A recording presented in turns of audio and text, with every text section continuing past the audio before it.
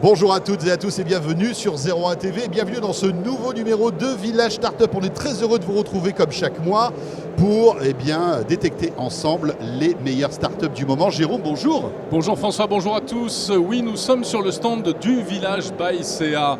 Ici à Vivatech. Exactement. Oui. Alors François, nous allons parler aujourd'hui, écoute, on vous a dégoté vraiment mes 3 pépites de ce Vivatech 2021. 3 startups qui proposent des trucs qui vraiment décoiffent. Tenez-vous bien, une ferme connectée verticale, un service pour animer vos conférences à distance hyper innovant, et c'est une pépite française, c'est Klaxoon, vous en avez peut-être déjà entendu parler. Oui, une startup qui fait du bruit. Oui, c'est le concept. Voilà. Et enfin, un autre service innovant de livraison de médicaments à domicile et d'assistance de santé.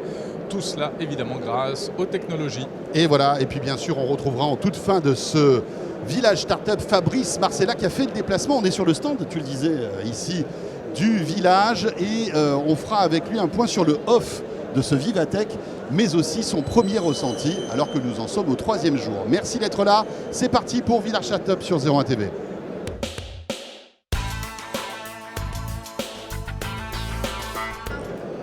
On commence donc, François, avec cette innovation qui est absolument stupéfiante. Elle fait véritablement le buzz ici à Vivatech.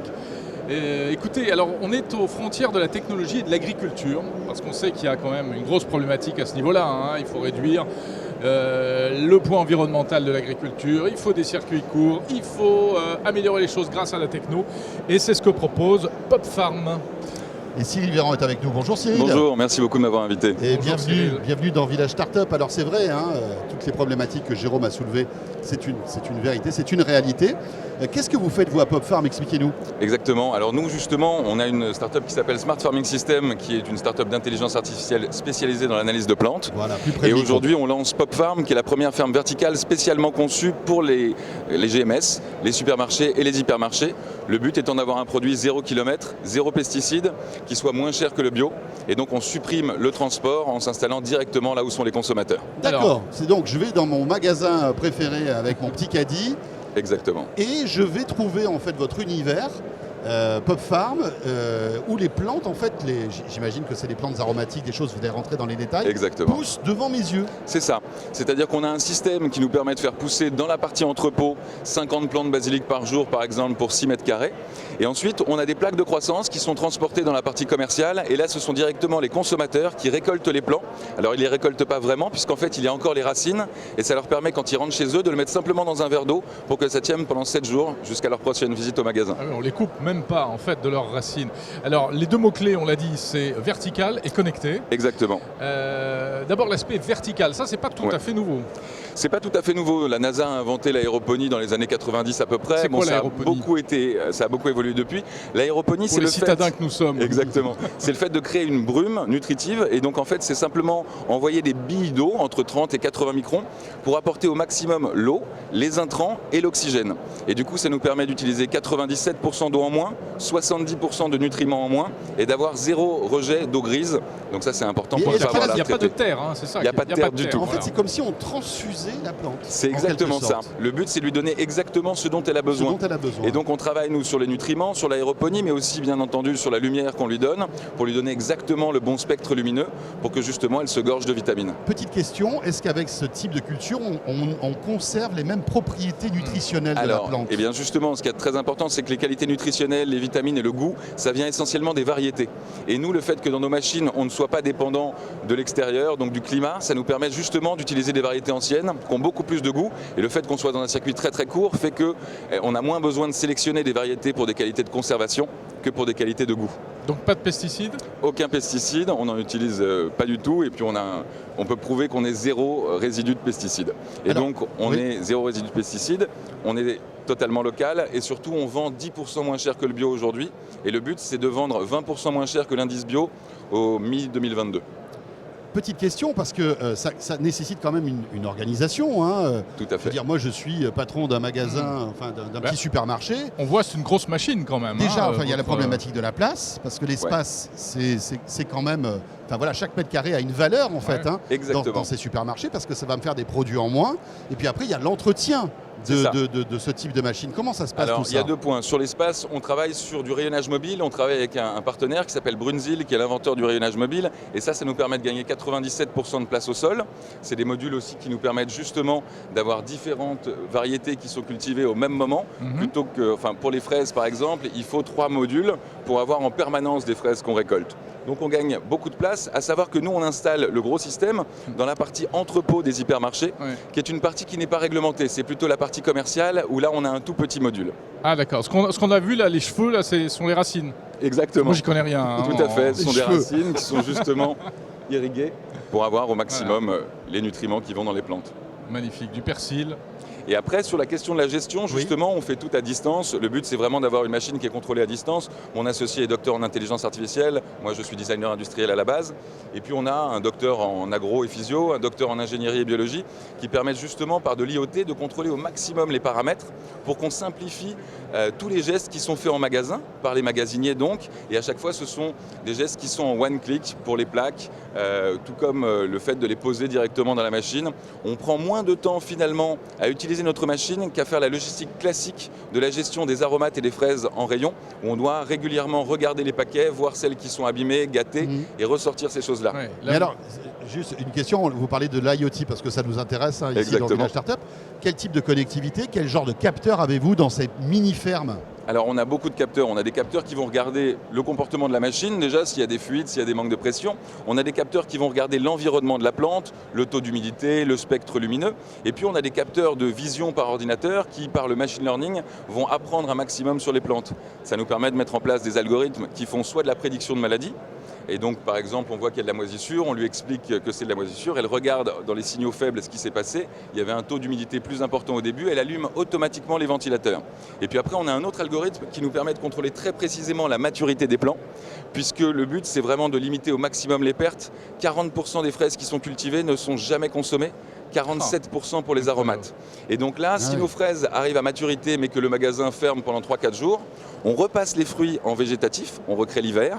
Et après, quand les clients reviennent, on recrée à ce moment-là l'été. Le week-end, par les exemple. mettez en C'est ça, stand-by. exactement. Et donc le but, c'est pas de la magie, hein, c'est juste de la bonne science, mais c'est vraiment de contrôler le plan au maximum pour qu'il soit toujours récolté à parfaite maturité et surtout qu'on n'ait pas de perte. C'est l'avenir, ce type de service, à votre avis? Alors, on ne pense pas être la solution à tout. Nous, on travaille sur des produits où la logistique est plus chère, où il y a des très fortes pertes. Mais on pense que justement, il faut un écosystème complet avec des gens qui font de la permaculture, des gens qui font de l'agriculture urbaine en extérieur ou en intérieur. Là, Il n'y a pas une solution. ce sont des aromates, il reste 20 secondes. On pourrait cultiver autre chose. Oui, on fait des fraises, on fait des fleurs, on peut cultiver aussi des salades, de nombreux petits légumes. Les pommes de terre. Non Les pommes de terre, ça a été fait dans l'espace, hein, puisque justement Ouais. la NASA l'avait mis Mais en la place, pomme de mais terre c'est aime pas bien très la rentable terre, pour en nous. fait, hein, La c'est pomme ça de le truc. terre veut de la Exactement. terre. Et Voilà, après, c'est les pommes de terre, Et on nous, pas on aime de... les pommes de terre. Si Et vous je pouvez comprends. cultiver des frites directement pour Ce Jérôme, sera ça plus serait pas simple. mal. Voilà. Ça m'intéresserait beaucoup. Exactement. Merci beaucoup Cyril. Merci Voilà, beaucoup on pour arrive à nos l'invitation. 6 minutes. Merci. Ça m'a fait très plaisir de vous répondre. Eh bien écoutez, c'est un vrai plaisir que de vous suivre. Merci. Pop Farm, si vous voulez en savoir plus. Voilà, on va passer à notre deuxième start-up. C'est aussi une pépite de Vivatech.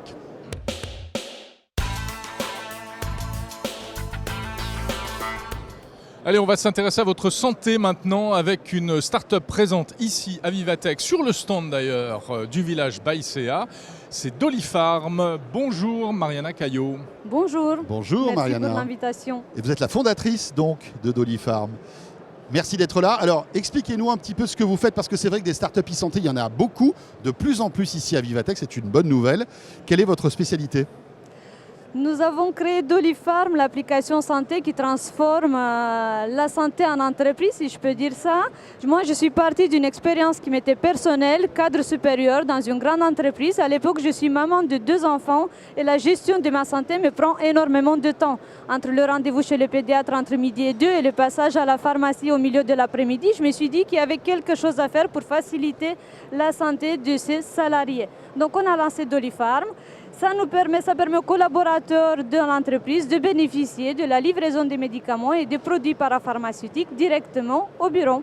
D'accord. Donc, Pour simplifier, c'est un peu un Deliveroo du médicament. Alors c'est pas péjoratif ce que je vous dis, mais pour qu'on comprenne bien, c'est ça ? Oui, on peut le présenter comme ça, de façon très Succincte. très succincte. Voilà, on va rentrer dans les détails, mais pour qu'on comprenne bien, c'est à peu près ça. Donc c'est une appli C'est une mobile. application digitale qui existe aujourd'hui sur Android et iOS. Alors pour la partie livraison de médicaments, ça se passe comment? J'ai accès à toutes les pharmacies de mon choix ou bien c'est ciblé? Ça se passe comment? C'est ciblé, généralement on vise 2-3 pharmacies qui se retrouvent autour de l'entreprise partenaire. L'objectif c'est de se dire, vous collaborateurs, vous sortez de votre entreprise à laquelle vous allez vous rendre. Donc le collaborateur va choisir sa pharmacie. À partir de ce moment-là, c'est à cela qu'on enverra l'ordonnance et c'est pour cela qu'on remontera tous les produits parapharmaceutiques. Et c'est ça, Mariana, parce que voilà, je n'achète pas ma pizza comme j'achète des médicaments. Il me faut une ordonnance. Oui. Mais aujourd'hui, c'est quand même assez lourd. L'ordonnance, il faut que j'aille à la pharmacie, que je la présente, qu'elle soit vérifiée, etc. Comment avez-vous digitalisé La tout carte ça vitale. en fait? La carte vitale, le remboursement, enfin... Aujourd'hui, dans l'application, le collaborateur va prendre la photo de sa carte vitale, sa mutuelle et l'ordonnance. Et là, c'est envoyé au pharmacien. En photo, tout simplement. En photo, tout simplement. Il y a un passage du livreur pour récupérer ces documents en original. Il va les déposer à la pharmacie. Et avec le retour de la commande, on lui retourne l'ensemble des documents. Il faut malgré tout que la pharmacie ait la version papier de tous ces documents. Pour l'instant, il y a une volonté de l'État. Pourquoi on ne digitalise pas cette partie-là? C'est en cours avec la signature électronique, avec la digitalisation de la carte vitale, etc. On est dans un parcours. En 2022, on espère atteindre cette digitalisation totale avec la mise en place du dossier médical partagé, etc. Donc des ambitions en matière de santé. Ça va changer la vie, hein, ça cette va histoire. changer la vie. On ne s'en rend pas changer la- compte, mais ça va être une vraie révolution. Et pour vous, ça arrive en 2022, tout ça? C'est engagé depuis plusieurs années maintenant. Nous espérons faire au croise les maximum doigts. en 2022. Vous disiez pareil en 2017, je crois. Non, On je n'était pas plaisante. lancé. Non, mais il faut commencer quelque part. Donc, je pense, Oui. moi, je pars du principe que le collaborateur n'arrête pas ses soucis de santé en arrivant au bureau. Il faut lui permettre finalement de gagner du temps. Il faut lui permettre d'avoir cette décharge mentale et l'accompagner. Donc, il fallait des acteurs qui se lancent d'une façon ou d'une autre avec les moyens du jour et on espère à 100% digital d'ici quelques mois. Très bien. Alors ça, c'est la partie livraison de médicaments. On l'a bien compris, ça se passe en collaboration avec les entreprises. C'est un service que les entreprises peuvent proposer à leurs collaborateurs. Et il y a un autre volet qui est l'assistant de santé. Oui. En quoi ça consiste? L'assistant de santé, on l'a développé à la demande de DRH partenaires. La volonté était d'accompagner davantage le collaborateur dans ses problèmes de santé. Aujourd'hui, on propose des bilans de santé, on propose des formations autour de sujets type nutrition, sommeil, sport, gestion du stress. Et pour ceux qui veulent aller plus loin au-delà de ces bilans autodéclaratifs, on propose les rendez-vous praticiens au sein de l'entreprise. On peut faire les campagnes de vaccination contre la grippe saisonnière, mais aussi les rendez-vous avec les opticiens. Ça prend du temps, on sait, en ville. On propose les rendez-vous avec un dermatologue, des bilans santé complets, etc. L'idée, c'est permettre aux gens de prendre soin de leur santé. 75% des gens aujourd'hui n'ont pas le temps de faire un bilan santé complet. Ils n'engagent pas cette démarche. 59% des gens ont quitté déjà leur bureau pour aller faire une démarche médicale. Je pense que l'entreprise a un rôle à jouer pour faire rentrer la santé en entreprise et la sortir de ce cadre très réglementaire qu'on a connu. Et surtout, on va dire, mettre en avant la prévention, parce que on le sait, la prévention, c'est la clé pour que les dépenses de santé coûtent moins cher aussi. Pour l'entreprise, pour le collaborateur, Pour tout le la monde, mutuelle pour d'entreprise. l'État, enfin voilà. Oui. Et comment votre proposition, votre innovation est-elle acceptée et reçue par les entreprises? Vous en êtes où? Vous avez déjà discuté? C'est implanté quelque part? Nous avons lancé le service d'Olifarm à Rouen en octobre dernier. On était encore en plein confinement. Je pense que sur ce sujet de santé en entreprise, il y a un avant et un après Covid. Il y a 2 ans, on aurait dit la santé, c'est un sujet tabou. En tant qu'employeur, on n'y peut pas réellement rentrer. Aujourd'hui, on se digitalise. Le fait que tout se passe dans l'application, ça permet d'avoir la confidentialité des informations et donc accompagner sans savoir exactement quels sont les soucis de santé de mon collaborateur. Donc, il y a une vraie démarche de la part des entreprises pour mettre en place cette logique santé, QVT, finalement bien-être collaborateur, une prise de conscience réelle et finalement une volonté d'inscrire durablement la santé au sein des entreprises. Très bien, bien voilà, Dolifarm. Mariana Caillot. Caillot, merci beaucoup. Merci. On vous souhaite plein de réussite, plein de bons rendez-vous aussi ici à Vivatech. Et vous avez un petit accent roumain qui est délicieux. Merci. Je vous remercie. Bonne Vivatech. Bon Merci Vivatech à aussi à vous. Voilà, on est arrivé à nos 6 minutes. Jérôme, troisième start-up qu'on va découvrir dans un instant.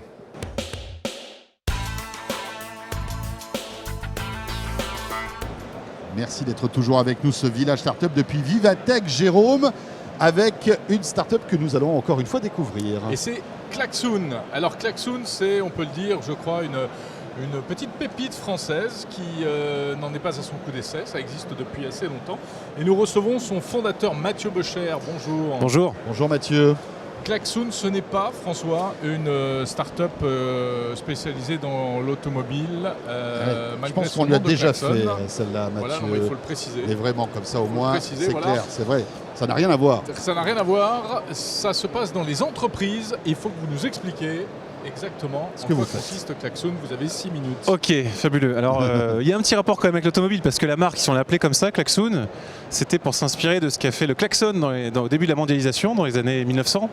Et c'était un objet d'interaction. Ça a été inventé pour aider les voitures à se croiser au carrefour. Et nous, ce qu'on fait, c'est ça. On aide les personnes à mieux s'exprimer en réunion, parce que les réunions, c'est un problème dans toutes les entreprises, dans toutes les organisations. Elles sont trop longues, elles ne sont pas assez participatives. Et ça, c'est le principal écueil, c'est qu'on n'arrive pas à exprimer son point de vue.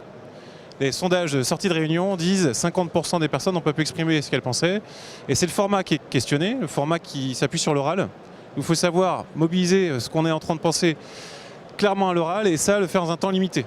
Donc ce qu'on fait chez Klaxoon, c'est qu'on transforme les réunions, on les rend plus efficaces, plus courtes, plus participatives. Et évidemment, dans la période que l'on vit et dans ce qui s'ouvre maintenant, qui est un monde hybride, avec des personnes à distance et sur site, il faut savoir faire des échanges très efficaces. Et c'est comme ça que l'entreprise s'est développée très fortement ici et à l'étranger. On a aujourd'hui des millions d'utilisateurs, les grandes entreprises, les PME, les organisations publiques qui transforment leurs réunions avec Klaxoon. Donc optimiser les réunions. Alors quand on dit ça, il faut rentrer un petit peu dans les détails. Concrètement, De quelle manière? comment? Alors c'est pas si compliqué. Il y a des méthodes très efficaces qui existent depuis les années 60. Ça a été inventé par notamment Toyota. Ça s'appelle les méthodes agiles industrielles. Ils se sont rendus compte à l'époque que pour faire parler plusieurs métiers ensemble, dans une même réunion, il y avait une problématique qu'on passait par l'oral. C'était chacun avait sa façon de parler du problème. Et que c'était souvent très informel, pas assez factuel. Donc il y a des méthodes très simples du côté du management visuel, c'est-à-dire qu'on va s'exprimer davantage par l'écrit, par du visuel, par des post-it qu'on va positionner sur des tableaux blancs. Donc ça marchait en mode papier.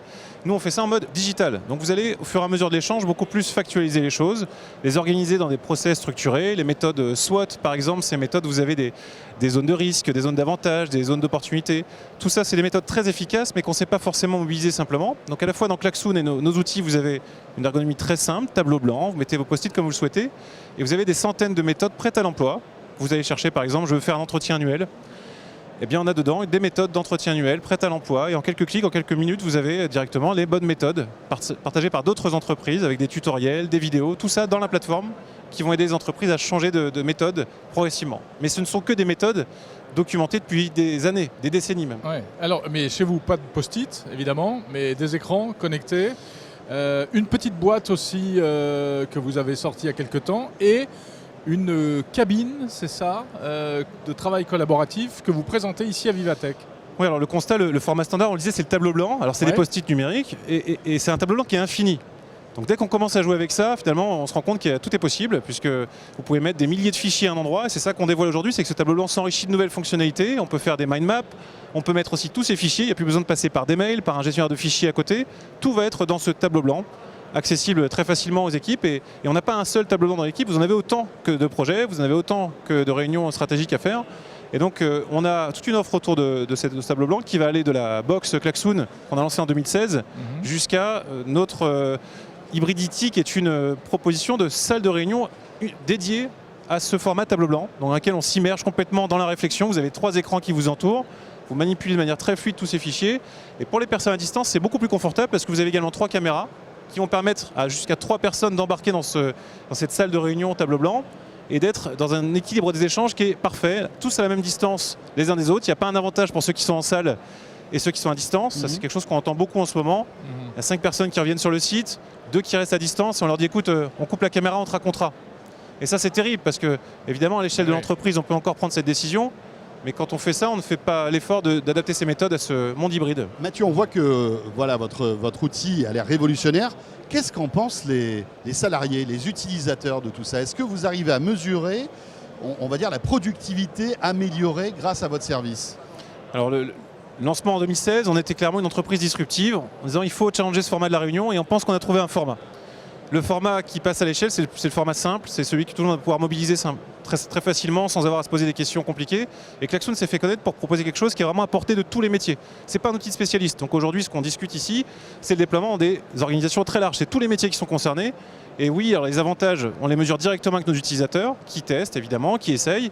Et un an plus tard, nous partagent que cette réunion d'un nouveau genre, on ne revient pas en arrière une fois qu'on y a goûté. C'est plus simple, c'est plus naturel. Ce que je vous décris est finalement très simple. Vous regardez les choses visuellement, ça vous aide à réfléchir.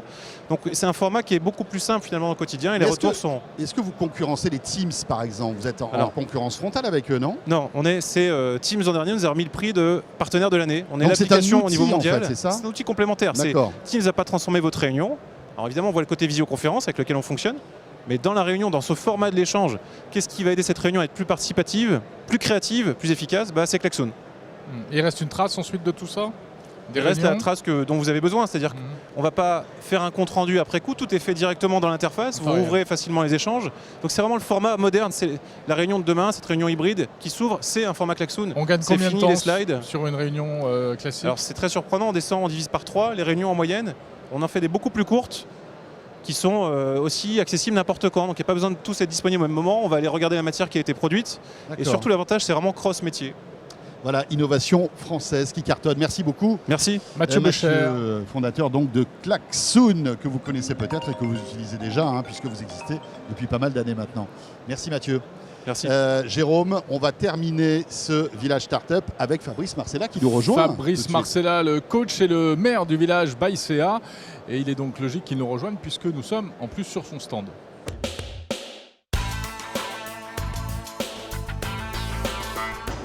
Et pour terminer ce village startup depuis Vivatech, Jérôme, quelle ambiance ici, c'est vraiment très sympa. Quelques petites images d'ailleurs de Vivatech avec Jean-David Duhart, notre caméraman spécialiste. Regardez ces plans magnifiques. Voilà, superbe. Coucou. Voilà. Et pour terminer donc, Jérôme... Eh bien c'est Fabrice Marcella qui nous a rejoint, alors, le maire du village Baïséa. Alors normalement c'est le maire du village, est-ce que c'est le maire de Vivatech aussi? Je ne sais pas, on pourrait tenter de élu président lui dire. Non mais bonjour, ça me donne l'idée. Bonjour à vous deux, ça me donne l'idée peut-être de m'y présenter. En tout cas je suis ravi de vous retrouver ici. Mais bien sûr. Et on sent l'enthousiasme que vous exprimez et que je partage de pouvoir se retrouver dans un lieu comme celui-ci. On a l'enthousiasme facile, en plus dès qu'on est dans un salon, on est comme des poissons dans l'eau. Surtout un an et demi après rien quoi. Donc c'est vrai que ça nous change un petit peu. Fabrice, on va évoquer justement les coulisses de ce Vivatech parce que bien sûr en tant qu'exposant et organisateur de... C'est quand même aussi une période un peu particulière. On repart d'un schéma qu'on connaissait. Et tu voulais nous raconter un petit peu tout ça. Et oui, vous savez tous les deux quand même j'aime bien raconter les coulisses parce que plein de choses en fait qui ne se racontent jamais et que moi en tout cas j'ai la chance de vivre. Alors déjà on est à Vivatech. Vivatech c'est quoi? C'est peut-être intéressant de le rappeler. C'est le salon, c'est un des grands rendez-vous de la tech dans le monde. Ça parle de start-up, ça parle aussi de leaders dans leur secteur qui sont présents ici et qui accompagnent et hébergent des start-up. Donc on va y retrouver beaucoup d'innovations. C'est un peu notre CES de Las Vegas qui nous a tant manqué cette année. On essaye de le vivre ici. Il y a beaucoup moins hardware quand même que le CES. C'est moins hardware, c'est un peu plus service, c'est vrai. Plus entreprise. C'est plus B2B, même si la journée du samedi est réservée d'ailleurs au B2C. Oui. Mais pourquoi? Parce qu'à la différence peut-être du Consumer Electronics Show, donc le CES pour ceux qui ne connaissent pas encore, ici ce sont les grands groupes en premier lieu qui hébergent et accompagnent des startups. Et d'ailleurs c'est aussi pour ça que le village y est. Notre job à nous, c'est bien d'accompagner start-up et grands groupes, c'est bien dans notre ligne éditoriale. D'ailleurs, on est sur une place du village un peu particulière aujourd'hui, puisqu'on est en fait sur la place des villages. Et plusieurs villages d'ailleurs français sont présents ici, même des villages italiens. Voilà, et on a essayé d'avoir une bonne représentativité de tout notre écosystème. Bon, Fabrice, tu n'as pas perdu les bonnes habitudes d'organisation et d'installation dans un salon? Non, il a fallu retrouver... Après un an et demi d'absence. Ça n'a pas été simple. Et on a perdu plein de réflexes. Et déjà, il a fallu surtout en acquérir des nouveaux. La première chose, c'est que déjà, c'était compliqué avant de rentrer dans le Vivatech. On pouvait mettre bien une demi-heure. Mais aujourd'hui, il faut montrer quand même son pass sanitaire. Si son pass sanitaire est dépassé, ce qui m'est arrivé, c'est-à-dire qu'il était dépassé de 7 minutes, Donc je pensais pouvoir esquiver et rentrer. Eh ben non, hop, c'est le test. Donc un test antigénique, ça peut prendre 1 heure, 1 heure et demie, parce que je ne suis pas le seul. Évidemment, c'est agaçant, toutes ces mesures, mais malgré tout, ce sont des mesures sanitaires qui sont imposées. Qui nous permettent d'être là aujourd'hui et même d'être rassurés. Regardez, on est autour de la table, on n'a pas de masque et on est complètement à l'aise les uns et les autres. Alors à noter que tout le monde a les masques. Oui. Nous, on est dans un parce dans qu'on notre est en environnement émission, de tournage. voilà. Mais autrement, le port du masque est obligatoire à l'intérieur de Vivatech. Tu fais bien de le préciser, je l'ai dans ma poche. C'est bien. On l'a tous dans notre poche. Je le poche. remettrai juste après. C'est ça. Mais voilà, il a fallu en tout cas s'adapter à ça. Et ça veut dire quoi s'adapter à ça? Ça veut dire louper des rendez-vous. Parce que voilà, il y a eu énormément d'embouteillages à l'entrée. Ensuite, autre anecdote que j'ai vécue ce matin. Ce matin, je suis arrivé sur mon stand et j'avais 2 démineurs qui m'attendaient. Des démineurs? Des démineurs. Alors je dis mais bonjour, qu'est-ce que j'ai fait?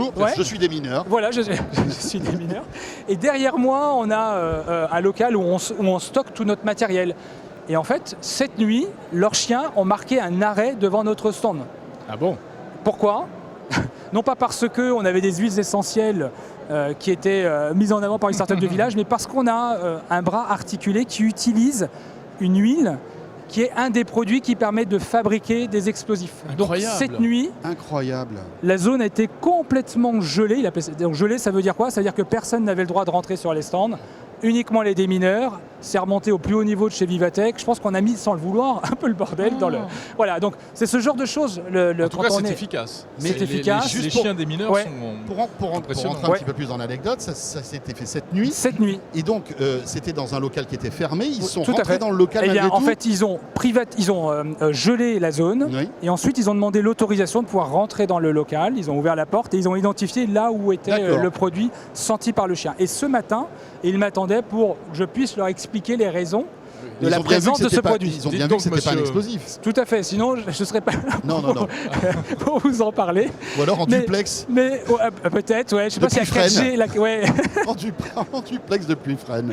Voilà, mais voilà, donc les petites anecdotes. Ensuite, ce qu'on peut dire cette fois-ci en parlant davantage de start-up et des innovations portées. La première chose, il y a certaines zones qui ont fait le choix finalement de faire abstraction de cette pandémie que nous avons vécue les uns et les autres. Donc on va retrouver les traditionnelles lunettes virtuelles à réalité augmentée, les robots. On a vu, moi je suis toujours très impressionné par ce fameux robot Spot de Boston. Dynamics. Voilà, c'est toujours très très impressionnant. Je suis allé me renseigner sur le prix.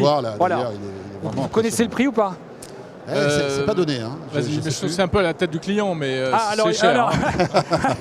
Alors, en tout cas, un client lambda comme moi, en allant sur le site internet, c'est 74 000 $. Donc c'est un petit joujou qui coûte cher. Mais c'est toujours aussi dégressif impressionnant. si t'en prends plusieurs. Si tu veux monter une armée, un peu comme ça.